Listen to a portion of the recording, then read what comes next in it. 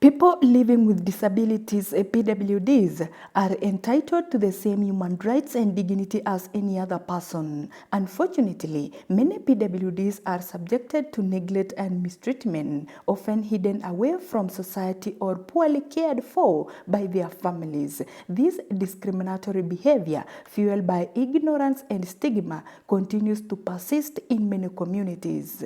A recent case brought to light the urgent need for intervention when a sick PWD named Rebecca Ngulat from Lembus Perkera in Eldama Ravine, Baringo County, was left unattended by their family and denied necessary medical care as claimed by their neighbors. Fred Owako, the national chairman of People Living with Disabilities, wasted no time in addressing this alarming situation. Upon learning of the case, he personally visited the family and conducted an assessment. So my name is Fred Owako. I'm national chairman of Persons with Disabilities, or national chairman emeritus of APDK, national chairman of another organization called Disability Link Kenya. We do advocacy on issues of disability. Today we have visited the home of Mr. Michael Ngulat, whose sister Rebecca has a disability. We have seen her. We also learned that she has a condition known as Down syndrome, and all this time she has been here. The brother has taken care of her. We wanted to be convinced that she was well taken care of, because if it was not so, the Disability Act allows us to take action against any person who is not taking good care of a person with disability. In his response, Owako issued firm directives to the family, warning them of severe consequences of neglecting a PWD in their care.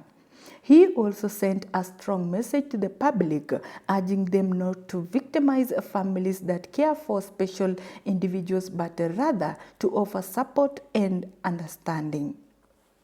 Speaking out against the systemic neglect of people living with disabilities, Owako highlighted the failure of some local leaders, including chiefs, to prioritize the needs for PWDs when it comes to government services. He called on these leaders to be vigilant and be proactive in ensuring the rights of PWDs are respected and upheld.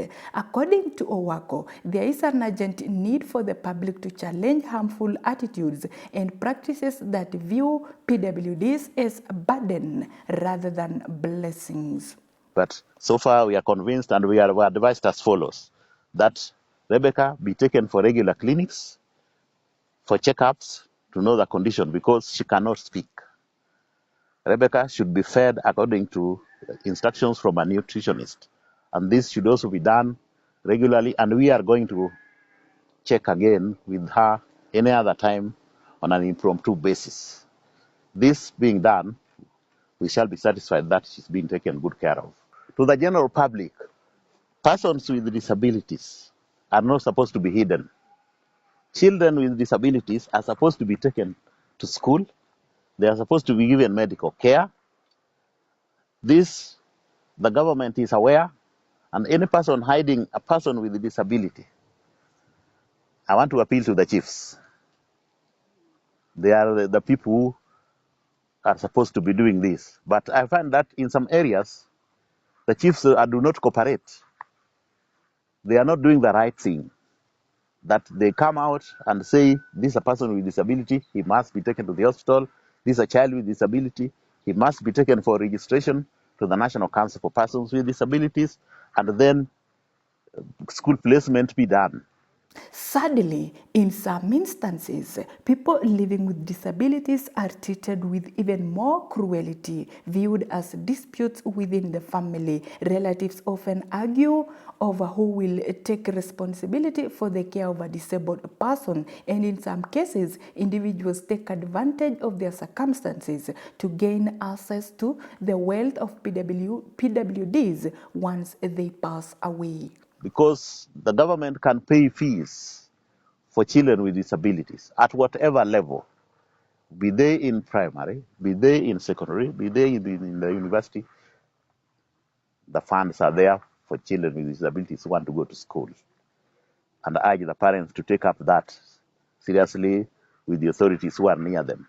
The National Council has got offices in all counties, and they can be visited at any time.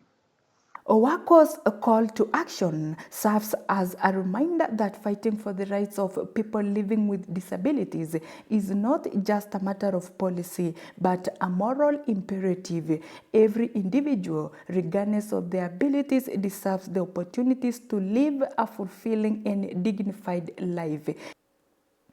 From Eldamaravine Sub-County in Baringo County, my name is Maureen Chesang.